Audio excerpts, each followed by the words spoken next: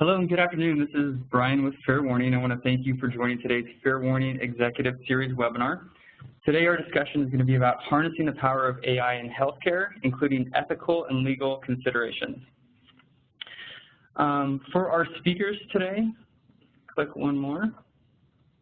For our speakers today, we are very grateful to have Ileana Peers joining us from the private sector with one of the top 30 best-known law firms in the nation. The law firm is Polsinelli, and the firm has been recognized several times by the U.S. News as one of the top law firms of the year. Prior to this, Ileana served as the lead advisor for the Department of Health and Human Services. She was responsible for creating health information, privacy, and security policy, including policy on emerging technologies and cyber threats, as well as lead enforcement advisor for the OCR. She's also spent a lot of time focusing on training professionals in the private and public sectors as it relates to HIPAA regulations and data privacy and security best practices. And then within our healthcare industry, Ileana is a preeminent speaker, and we're excited to have her join us today. Also joining is Chris Arnold. Chris serves as the VP of Product Management and Engineering here at Fair Warning. He leads all aspects of the product management and development and is a major influencer in the direction and strategies for our products and services. Thank you both for taking time today to join us and share your perspectives on today's topics. As we jump into the agenda, just before I jump into the agenda, I want to cover a couple of housekeeping items.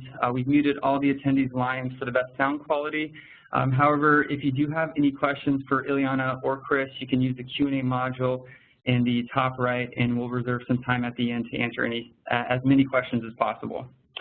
For the agenda, we're going to start off by discussing what AI is. We're going to share how it's being applied in healthcare. We're going to discuss the ethical use of AI. And then we're also going to share how we're applying this AI technology in what we call the Fair Warning way. It's a full agenda and with a lot of great content. So with that, I'd like to turn it over to our first speaker. So Ileana, would you mind walking us through what AI is? I'm excited to be here and to talk with all of you. I think AI is sort of a catch-all term that's being used nowadays for a lot of different things that are primarily based on ideas of machine learning. So I like to talk about droids because I like droids, and obviously I'm a giant Star Wars nerd. But you know, I think that there are actually very few droids out there. There are some. And you can see a photo of one on this slide, a pharmacy droid. So there are actually robots, you know, electric cars, self-driving cars are also a good example of what might constitute an actual robot. Robots assisting in surgery. We have food delivery droids here in Washington, D.C. that are autonomous little guys that roam the streets of D.C. delivering food. And so those are certainly sort of interesting robots that obviously are considered artificial intelligence. But there's a lot of other things, too, that are really interesting applications that involve artificial intelligence, specifically machine learning. So I think, you know, when we're talking about AI and what AI means, particularly in healthcare, which we'll do in this webinar today, it's really important to recognize, as this quote does here, that AI is really about machine learning and the methods that support it. So it's about how we use machine learning and how we enable machines to help us, at the end of the day, provide better health care to patients. So that is what we are here to talk to you about today.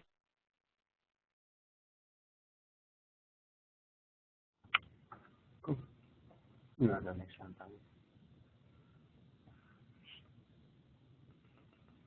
So jumping into how AI is being used in healthcare, I wanted to take the opportunity to just introduce to the audience the fact that AMA has recently passed a policy recommendation on AI in June.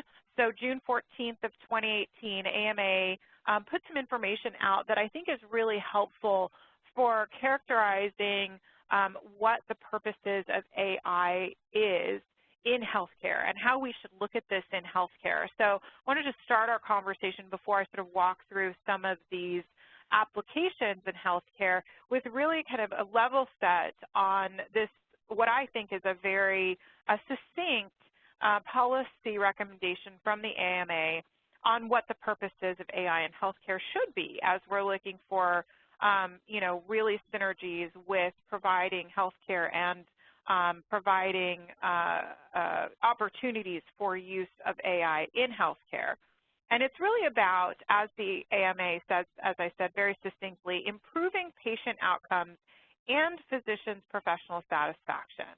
And by professional satisfaction, I would include beyond just physicians, also researchers, patients, staff members, security professionals. All of us can benefit from, in a professional aspect, from the use of AI. And we'll talk about how that happens in healthcare and the future of that in healthcare.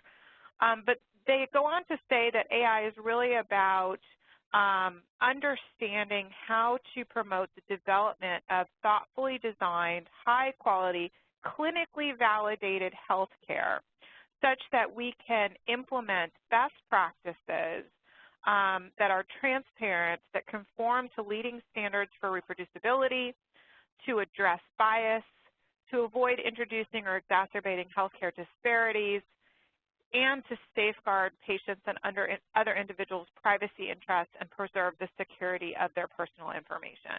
So again, just to remember, as we're talking about AI, these are all really important issues in implementing AI, particularly with regard to machine learning, that we have to keep in mind. We have to remember that anytime we're talking about the use of new technologies with regard to healthcare and research in healthcare, that we really have to talk about what's been clinically validated, how it's reproducible, how to avoid bias, how to avoid exacerbating healthcare disparities, and to make sure that we protect patients' privacy interests and that we preserve the security of the data.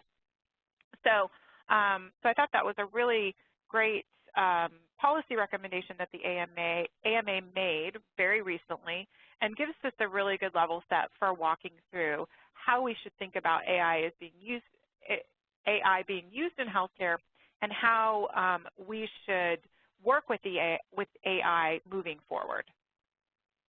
So should I go ahead and jump into some of these issues here, or Chris, did you want to jump in?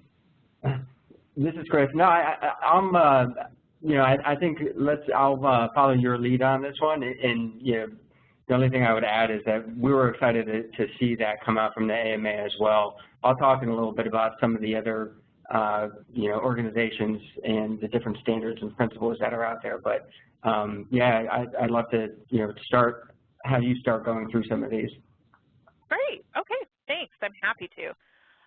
So I want to walk through some of these. So we have a couple of examples that we want to walk through with you here, starting with artificial intelligence and how it empowers particularly research and clinical decision support. And research and clinical decision support is, I think, fundamentally what the most common use of artificial intelligence or augmented intelligence in healthcare is today. And this slide really sort of gives you a graphical representation of what this means, but I sort of wanted to talk it through with you as well, because I think when we talk about AI and we talk about robots and we talk about, what machine learning means and all of these things, it can get a little overwhelming. And I think it's really about just improving clinical practice and improving research and having tools available to do that. That's really at the heart of what this is. So if you think about it in that way, it's a little bit easier to wrap your brain around, at least it was for me, when I'm thinking about what it actually means to use AI in clinical decision support and in research. And it basically means that computers are a knowledge base that can be used to generate patient-specific assessments or recommendations, which are then presented to clinicians or researchers for consideration. So what that means is there's a whole bunch of information out there that physicians, researchers don't have the time or the bandwidth, frankly, to wade through. And what the idea is that you can have a machine do that for you. You can have a machine work with large sets of data such that they can provide feedback to physicians if they're providing clinical services to patients, or they can provide additional information to researchers if they're working on specific research cases. So, for example, clinical decision systems generally are recognized to improve physician performance because they provide decision support as part of a clinician workflow. It's while the physician is actually doing their work, the clinical decision support systems, which are machine systems, they're applications or software, they provide recommendations, they provide support at the time, at the location where the physician is making the decision. The physician doesn't have to go do research. And all of this is really important for the physician to be able to provide the best service possible. All that machine learning does is, particularly with natural language processing, augment that already available clinical decision support. So it can process additional amounts of information from textual sources, that is research that may be available online, it may be available in libraries to physicians, clinical records, biomedical literature, all types of web pages, really anything that's written and available for an algorithm to look at. They can look at all of that information, use a natural language query, and really try and distill that information for purposes of use by physicians.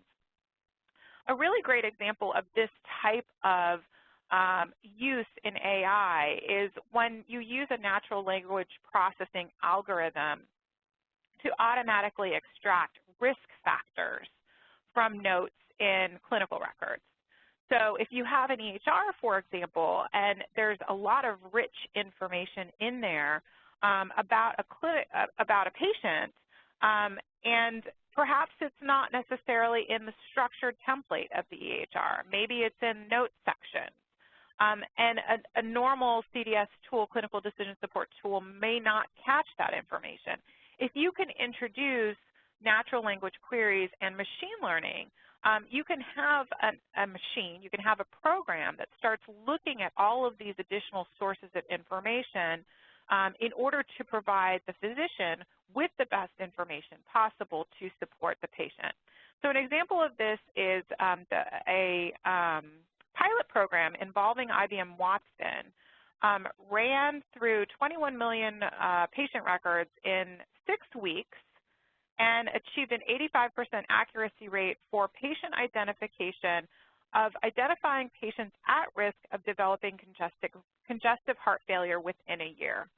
So a practical pilot program of this is this particularly sophisticated supercomputer was given an algorithm to look for additional risk factors that may not be immediately available to the physician who is providing the care to a particular patient, but to look for a particular condition like congestive heart failure. And that's, everything including the clinical record, notes sections, all of the different information that may be available to get to a better outcome for the physician. So the idea is that the machine does the clinical decision support, and they provide that information to the physician such that the physician can say, okay, you know what, yes, this person is depressed.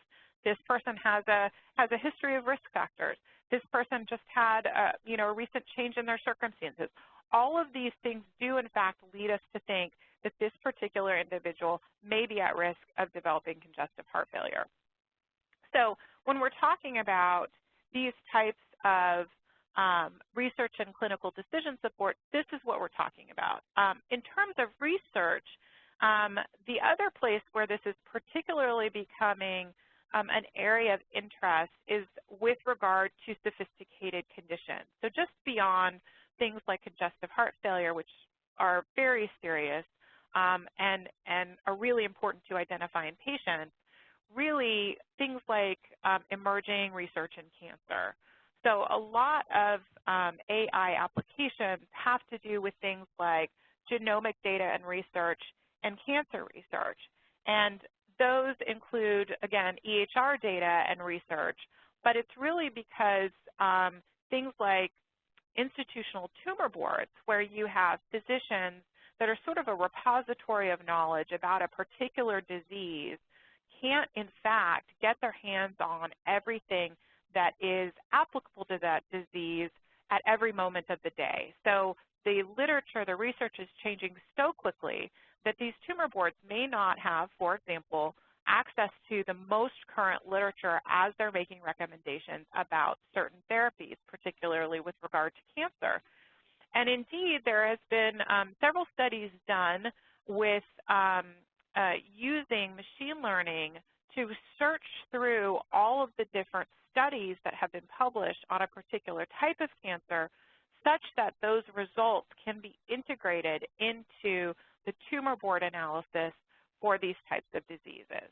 So again, the natural language processing just builds on the types of tools that were already available in research and clinical decision support, but again, making more information available more quickly and in a more digestible way to the practitioners that are dealing with the dealing with the patients who may have these conditions, or the researchers who are attempting to do additional work on these types of issues. When we're talking about all of these issues like research, again, clinical decision support, genomic data, EHR data, it's all very similar types of ideas, like on this slide here. How do we use natural language processing to detect different types of patient populations and the specificity of certain conditions with regard to those patient populations? Where do you, and this is, I'm just going to ask you a question. So, I mean, that's all with the natural language processing. We've seen a lot, there's a lot of AI that's also used around looking at x-rays and things like that to identify cancer. Is that, where does that, is that more on the research side, or is that more with clinical decision support as well? Where do you think that falls in? Yeah, I think that's a great point. And when we're talking about for example, medical imaging and the use of AI in medical imaging, I do see that as very similar to clinical decision support, because the idea is, again, when we're talking about medical imaging, we're talking about things like providing physicians who are doing diagnosis of particular conditions with additional information. So, for example, if you're talking about chest films and radiological imaging and AI support for that, you can build an algorithm that takes a look at 100, 1,000, 1,000,000 different types of chest films and identifies the one, teach it. You teach it how to identify malignancies based on what a physician has already diagnosed. So you feed the information into the algorithm. Again, you're providing it with large amounts of data so that it can learn, quote unquote, learn, so that it can provide those types of conclusions back to the physician. So the idea is you feed the algorithm, hundreds of thousands of examples of malignant chest films, and then you start feeding it and of course non-malignant chest films as well, so it knows what to look for. And then you have it run the first scan. So, if the physician is particularly busy and he wants the AI to take a sort of first crack at looking at a particular chest x-ray, send the chest x-ray to the AI, or a whole set of them, run it through the AI, and then the AI would then pinpoint as a first review what it would consider potential malignancies in the films that it was reviewing. Now, in the Better Decision tools actually present that along with additional information to the physician. So it would get not just the image with sort of the, the initial report about what may be on that image, but it could also get additional information from the patient's EHR. Do they have other risk factors again? Do they have cardiological issues? What are the medications that they're taking? Do they have a history of things like smoking or COPD?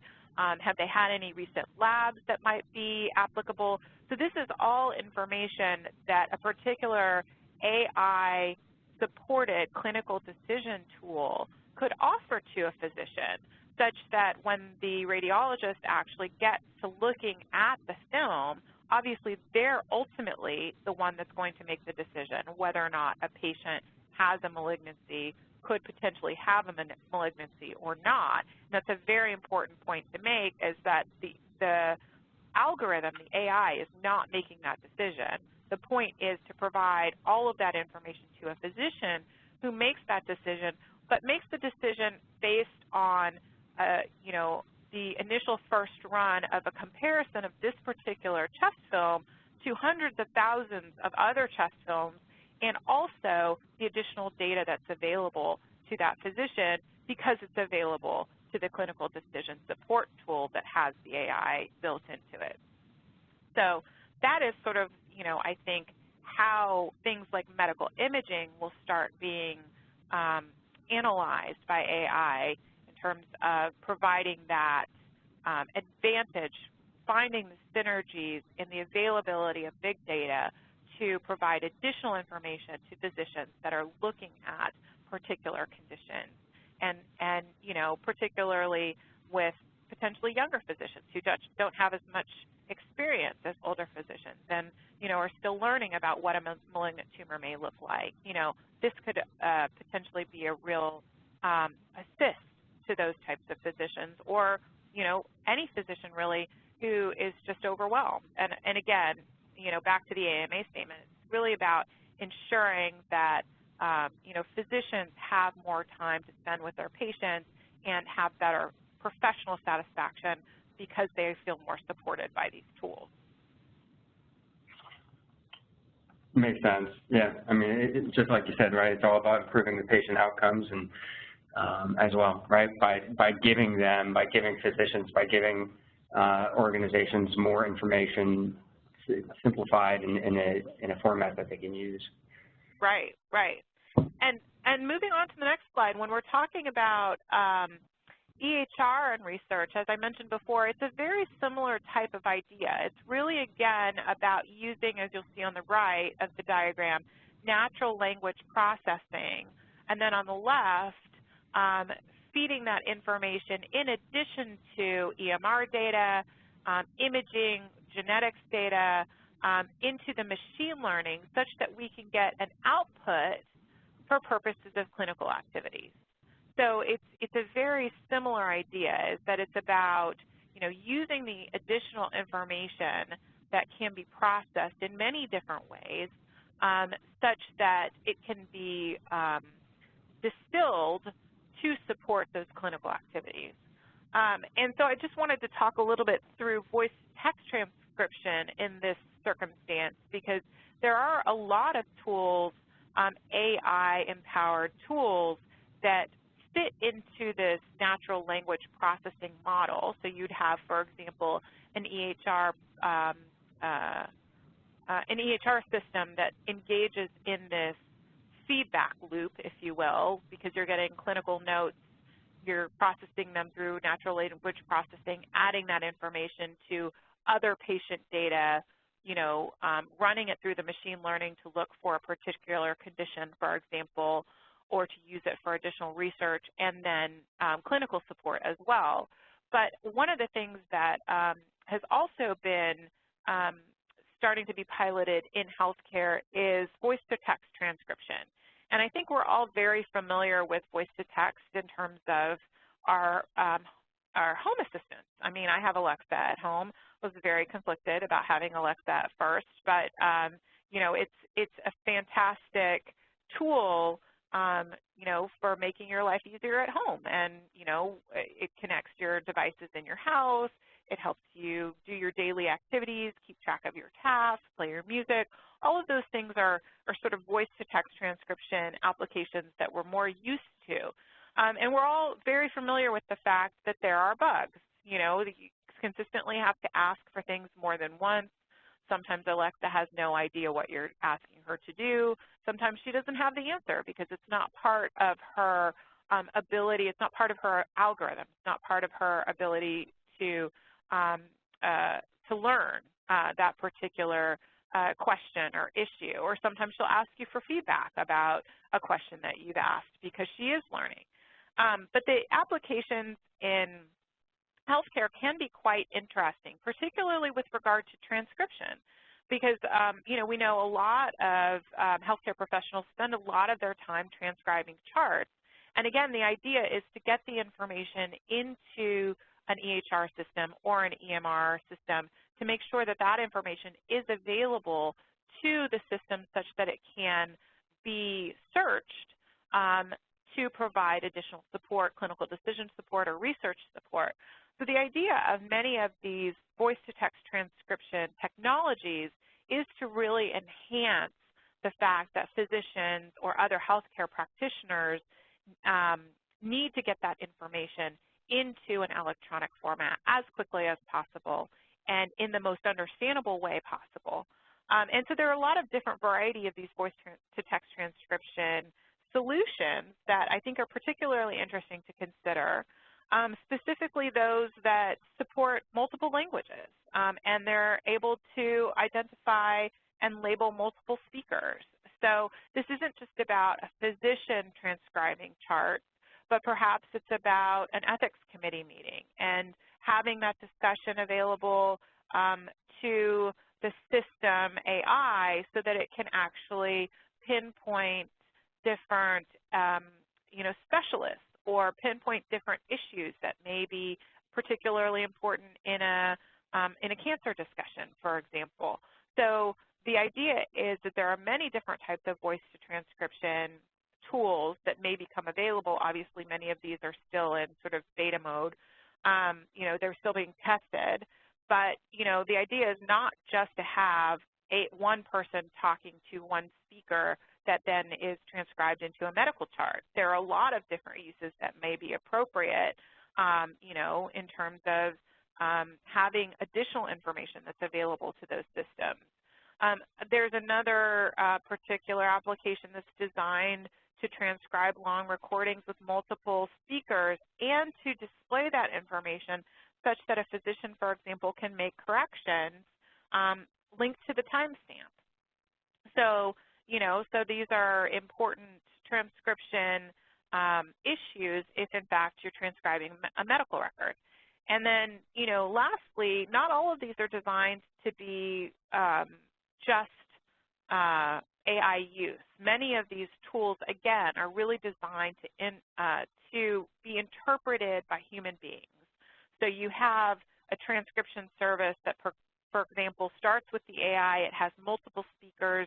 It can pick up on complicated conversations. But then you also have a transcriptionist that goes back to ensure that the information was transcribed appropriately, that all the information is there, to do a double check on what that looks like. And again, the whole point here is to make sure that we have the most accurate data to feed into the EMR, EHR systems such that the machine learning application has the best data to make those suggestions to the physicians or the researchers who are doing clinical diagnosis, who are doing treatment functions, or who are doing research, so they have the best information available to them.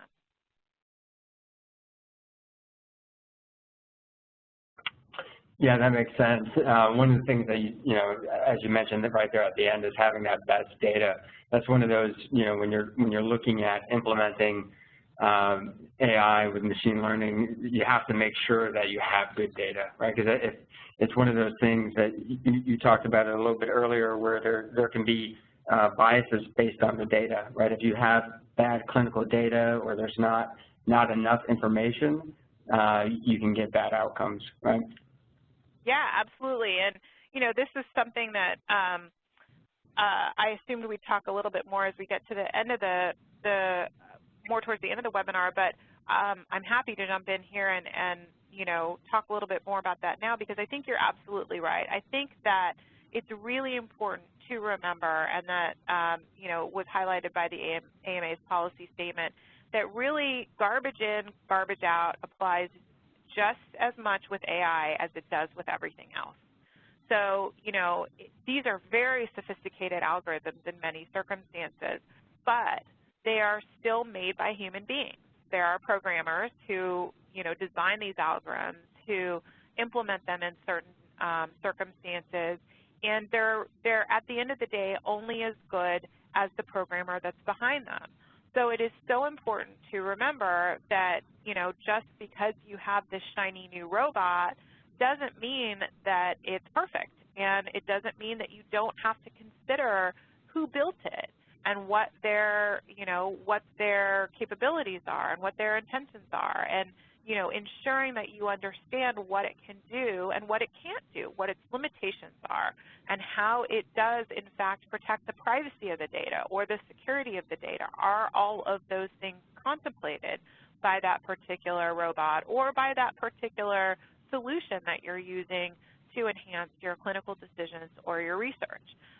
Because to the extent that your database has only information, for example, you know, your cohort group is, you know, 1 million men, then your clinical decision support for women and children is probably not going to be the best. So it really is important to consider, again, these built-in biases, and to the extent that the data sets that the machine learning tools are using, or the resources that they're drawing on, or their natural language programming has bias. That is, it is only querying certain types of information about certain people, then it will spit out bias. It's going to give you biased results, and that is not always the best result. So I think these are all issues that remain at the forefront, not only of our discussion here, but also of anyone in the healthcare sector who's using AI now. It is so important to recognize that you need to have robust data that is as bias-free as possible, and you need to have robust programming that is as bias-free as possible to ensure that you get good outcomes in terms of using all of this fantastic information and fantastic technology to support the clinical activities. And so we'll talk about that a little bit more too, but I absolutely agree that it's such an important issue when we're having this conversation. Agreed. And I don't know if we want to, so there are just a couple of other fun and important applications in AI that I wanted to talk a little bit about quickly before we move on. The first is things like fraud detection.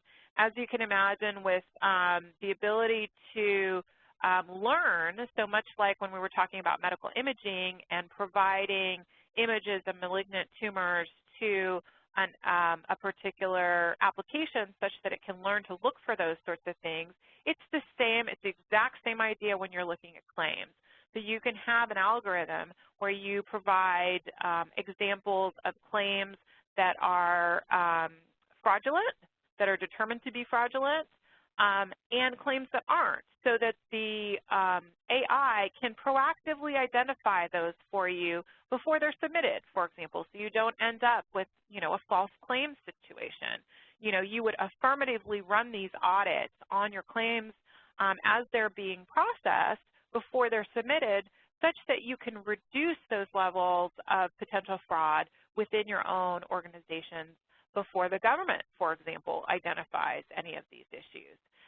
Same thing. Again, it's the same idea. Your algorithm is using, again, examples, hundreds, thousands, millions of examples of claims, both fraudulent or non-fraudulent, and you could do, as here, 4 different types. You have all the claims, you have those identified as suspicious, those that were in fact investigated, and those that were determined to be fraudulent. You would provide all of those types of claims to your AI algorithm such that it can learn what to look for in terms of a fraudulent or potentially fraudulent claim, and then you could head those off at the pass. You could fix those issues before they're submitted. The next slide talks a little bit more about those issues with regard to cybersecurity, and it's a very similar type of analysis. Trying to keep up with cyber issues is, as those of us who practice in this area know, a never-ending battle. But what we do know is that, criminals, most, not all, most criminals are pretty lazy. They're going to go for the easiest target. And the idea is to make yourself not the easy target. And this is particularly where AI can be helpful, because your cybersecurity specialist, your IT specialist do not have the time to spend to wade through every potential vulnerability or potential attack to your systems. And if you have some type of virtual analyst, for example, as described here on this slide, you have basically, again, an algorithm that helps you identify potential issues from a cybersecurity perspective, then can rank them for you for your actual analyst, again here with the lady with the ponytail, so she can then figure out what needs to be most immediately addressed.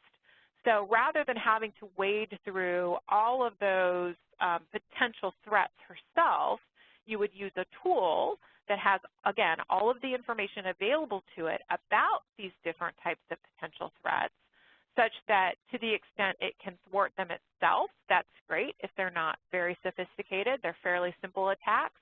It can deploy whatever defensive measures you need immediately deployed, close a port, cut off a particular IP address, whatever the situation is, the AI may be able to do that. But if you have the more sophisticated attacks, then they would create that report with the ranking based on its experience, its learning, to provide that to an actual human analyst who can then take that information and make decisions about what the best next steps are with regard to any ongoing potential vulnerabilities. So, moving on, I think we're at potential privacy and security issues.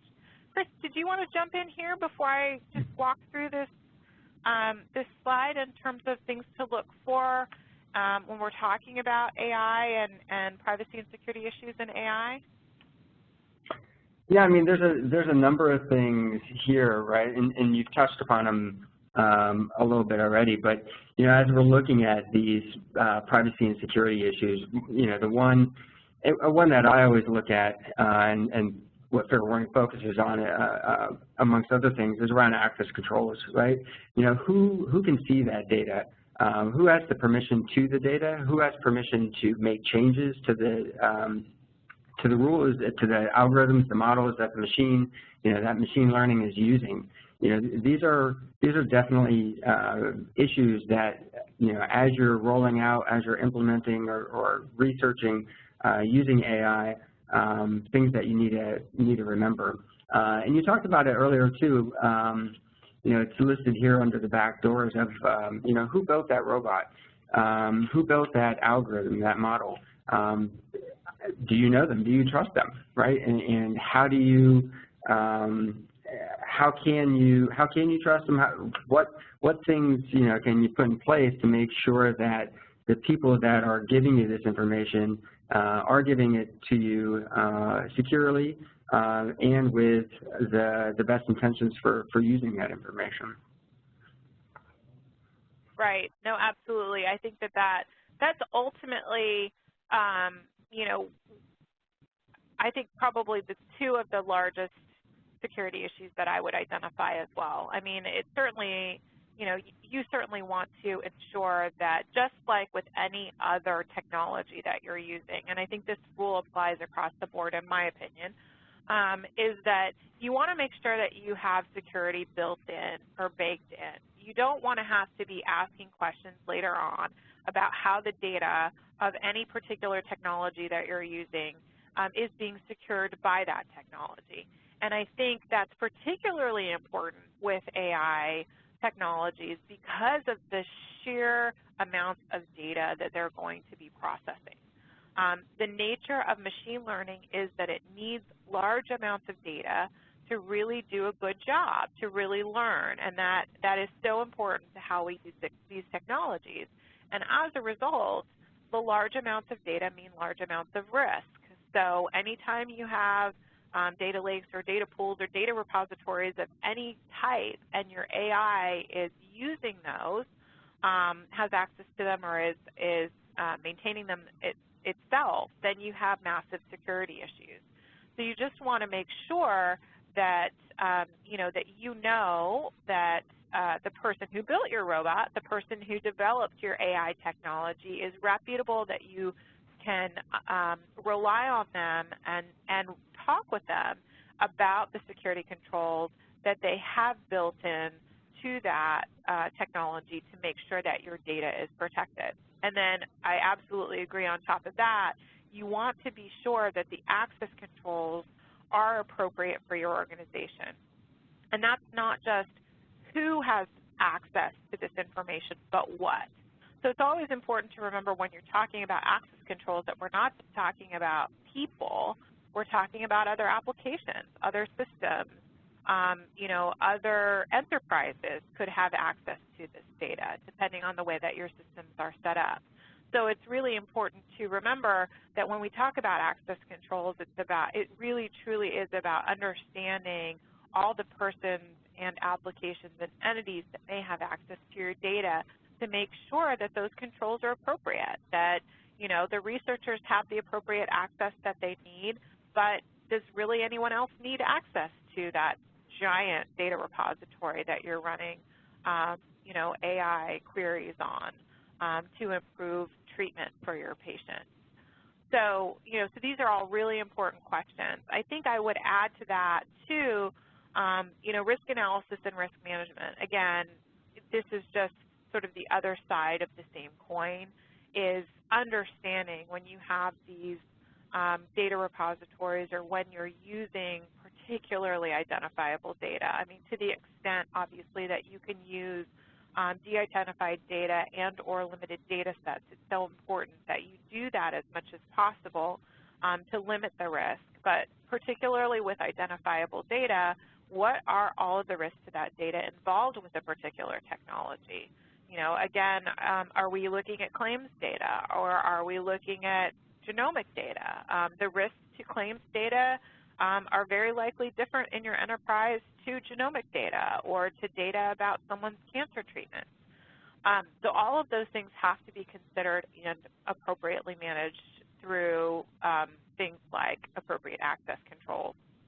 And just a reminder that when we're talking about networked devices, and many of these technologies are housed within network devices or are network devices. So if we're talking about droids, again, back to my droids, if it's a network device, it's generally vulnerable unless, again, you can ensure that it has that security baked into it such that someone can't hack into your food delivery robot while it's driving down the 14th Street in Washington, D.C. and, use it to do something nefarious. So again, these are all potential privacy and security issues with AI that we really have to be cognizant of and consider because, again, the sheer amounts of data that is contemplated by these technologies can be very overwhelming and can be particularly sensitive in a lot of situations. Agreed. And so what Fair Warning has done, right, we're looking at it and there's ways to do this, right? And we've looked at, there's groups like IEEE, Global Initiative on Ethics and Autonomous and Intelligent Systems. They wrote up an ethically aligned design document, and then there's the Future of Life Institute, which was endorsed by Stephen Hawking and Elon Musk. they've written up a number of these different principles, and what we found across these groups, is that there's some shared principles that align with what we do at Fair Warning, right, with our Fair Warning way. And so I kind of wanted to pop through these now. There's 3 of them. So the first one, when we're looking at it, is the principle of transparency. We need to avoid the black box algorithms where only the machine understands how the machine is making a decision. There needs to be a level of transparency that's affiliated with these machine learning systems. And this applies to the consent of the data that's being used and the intended use of the data. It's also around the transparency in the data that's used to train the machines. So we talked a little bit earlier about the biases, right? If you don't have the right data used to train it, you're going to get biases.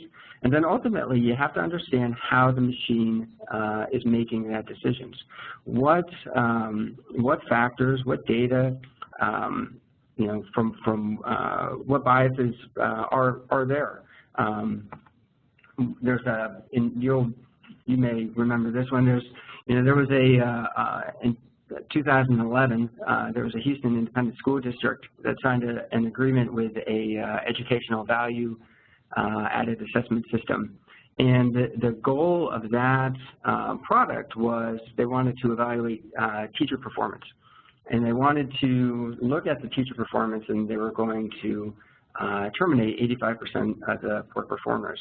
Well, the teachers looked at that, and they argued that their 14th Amendment right to procedural due process was being violated, and they needed to understand, what data was being used, how were they being evaluated, and what was the evidence. And what happened is that the vendor that they contracted with would not disclose that. They cited that it was intellectual property. And ultimately the court sided, with the teachers on that, saying, well, no, you do need to have that transparency. And for us at Fair Warning, that's a huge thing. We know that for what we do, we're constantly being used in court, and you need to be able to prove and show very easily in human readable terms and of what was that decision process, right? What data is being used, how is it being used, and what does that look like? The second principle is around values alignment. And values must be defined, for the program's goal. What needs to happen in order to align with the values of the data participants, the recipients of the technology's benefits, the community, the healthcare organization. It's not around aligning with the business's profit motives, right? It must also align with the laws, like GDPR, Article 22, and there's some common ethical frameworks as well. A question that you have to ask yourself is who benefits from the use of AI? Is it the hospital? Is it the insurance company? Is it big pharma? Or is it the patient? Fair Warning believes that in growing trust between your organization and the patient, that all of the values and the reason for doing these is to better protect that patient data.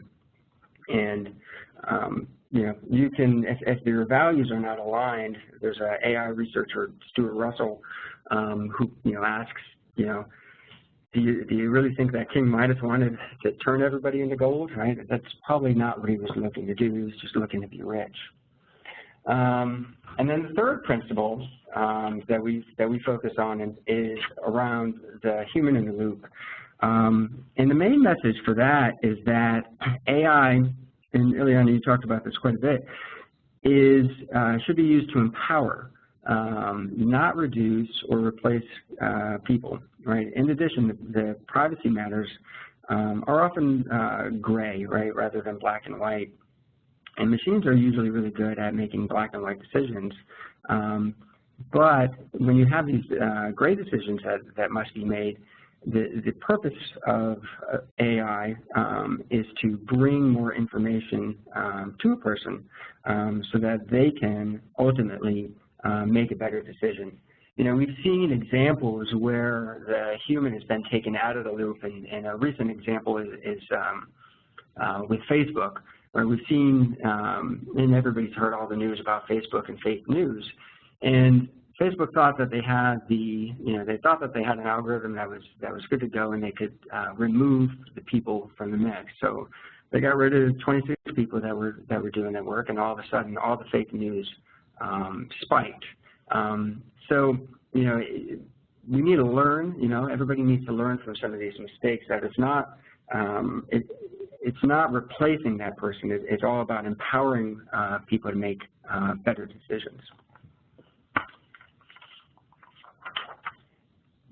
And then I guess I'll jump to the use cases.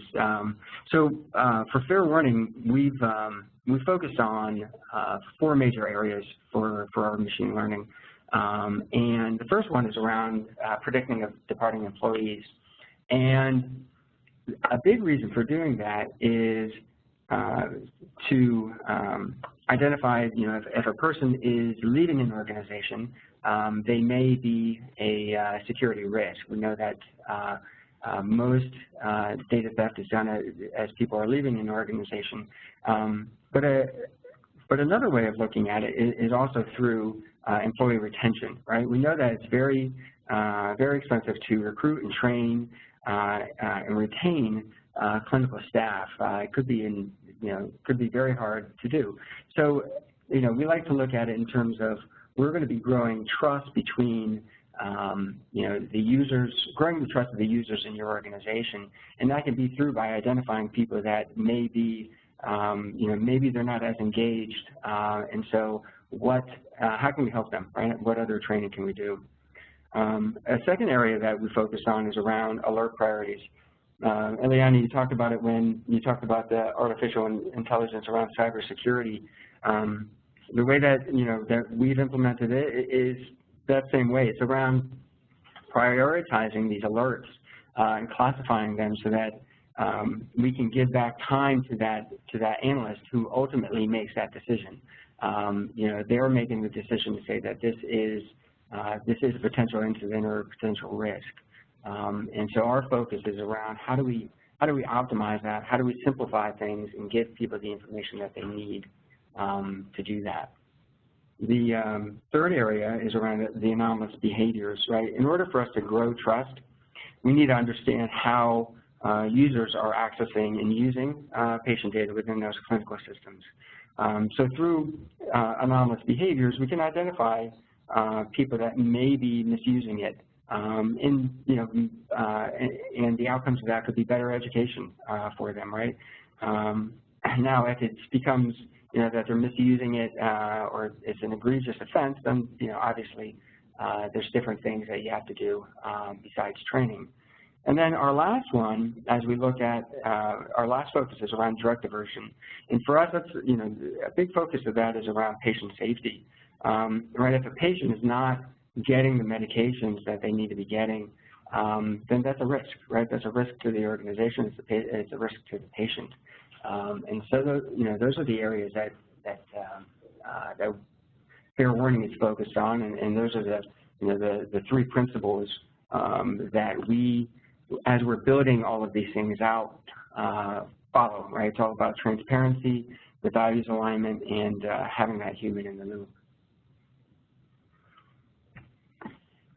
And yeah, go ahead, Chris. No. And I know I kind of rushed that, but I wanted to make sure that we had time for questions with everybody, and I'm assuming that we have a bunch. We did. We got a lot of questions. There is 5 minutes left, so we're going to use that 5 minutes. We're going to group some of these questions into some kind of general categories. And what we'd like to do first, and first of all, thank you, Ileana. Thank you, Chris. Thank you. One of the first, we had a couple of these questions, and it was around kind of the selection of this type of technology.